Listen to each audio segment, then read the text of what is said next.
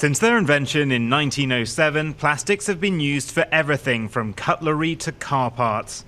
But all of that plastic is set to stick around for centuries and is now everywhere, including in our soil, rivers and oceans.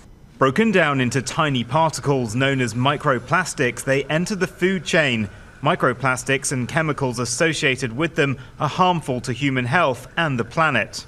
One of the many reasons why representatives from 185 nations have been holding talks in Geneva to try to reach a landmark treaty to end plastic production. But it ended the same way as the previous 5 rounds of talks: deadlock and failure. We did not arrive where we wanted to arrive. However, it is clear that we are living in an era of significant political complexity.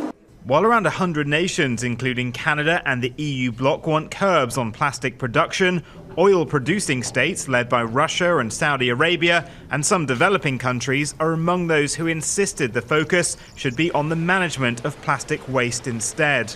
We are deeply troubled and find it extremely problematic that in a process where we are meant to find a legally binding instrument, the discussion centered around a certain avenue and did not include recycling and waste management.